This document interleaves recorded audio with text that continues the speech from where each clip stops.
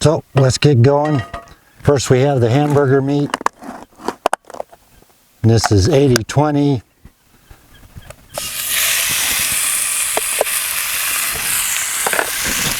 And if you have deer or elk meat, this recipe works really good with that as well. You probably know if you have deer or elk meat.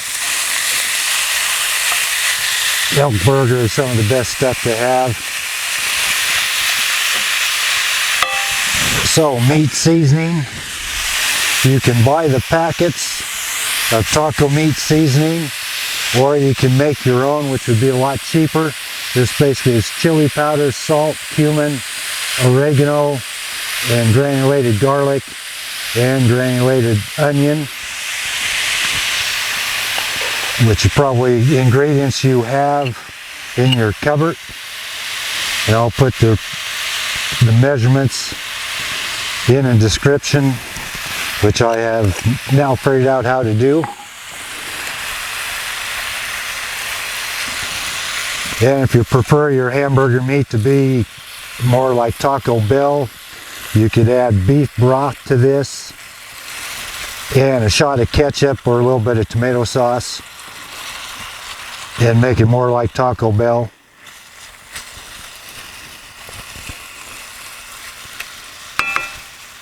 So we'll let that brown up, and we'll be back in a minute.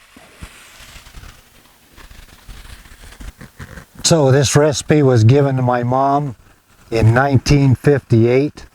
So before you take your shoes and socks off, that was 65 years ago, which was way before I was born. And it was given to her by a gal by the name of Eula Curtis. And I actually saw the piece of paper that my mom had written the recipe on. She dated it in 1958 and put Eula Curtis's name on it. And Mr. and Mrs. Curtis Mr. Curtis worked for the United States Geological Survey all around the country, and they were down in Yuma, Arizona, and that's where this recipe come from, was down in Yuma. So it's been around a while.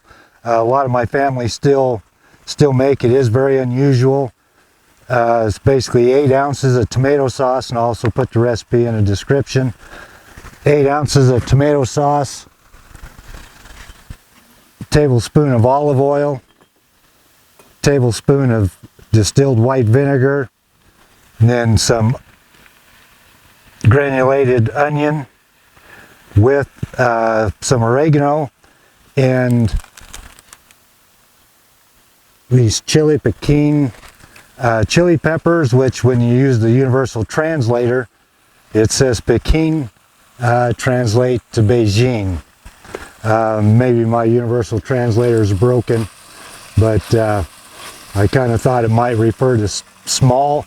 And on the recipe it talked about chili peppers, dried chili peppers, and when I asked my mom about that, she was very specific and described these in very much detail. So it calls for 6 of those, and I have a couple of them already broken up, and I'll show you the trick to breaking them without any special tools. So there's the first couple I've already done. So take one, put it between your 2 spoons, smash your spoons together, and there you go. And your oregano and onion powder.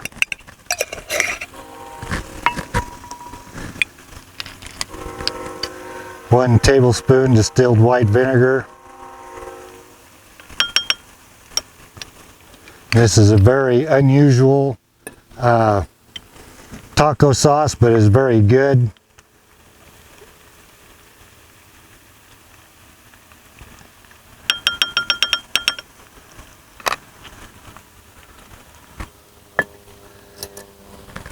And then from there, stir. These aren't overly hot chilies, but they put a little bit of a fire to it. Make this ahead of time. No cooking required.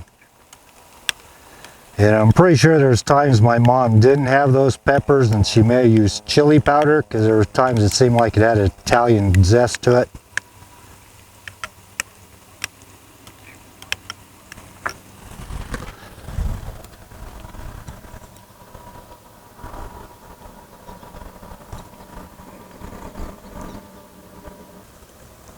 Okay, the meat's just about done, so we'll go ahead and start on the next phase, which will be the tortillas.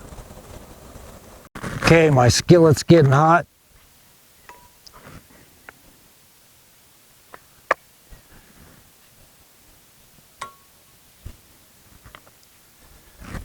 What's that? Did I hear say, ask, what is that? Okay, don't be afraid. That is lard. Okay, don't worry, I will protect you. Growing up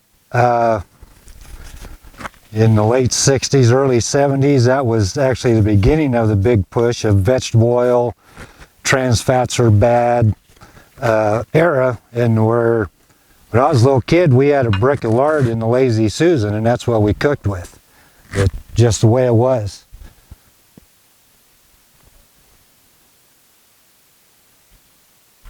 And both my granddads ate steaks cooked in lard. Heck, my one grandpa even used to fry bread in bacon grease.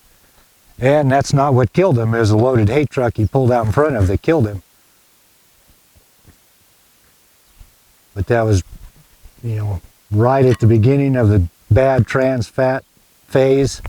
Lard brings a lot of flavor, and trying to copy my mom's taco recipe, I could never nail it quite down until I realized, well, my mom cooked her tortillas in lard, and that actually brings a lot of flavor to the taco.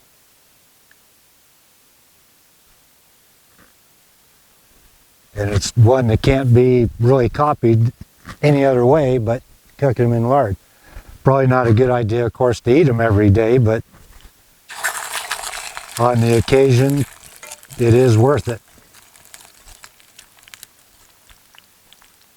Just work a little harder the next day to try and get the fat out of your veins.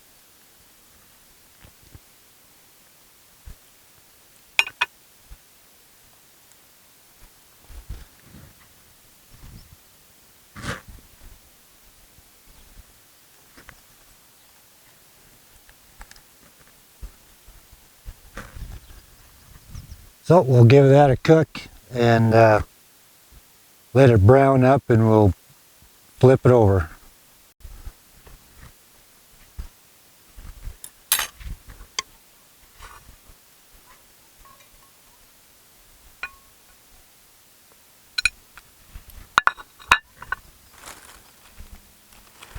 And we'll do one more in there.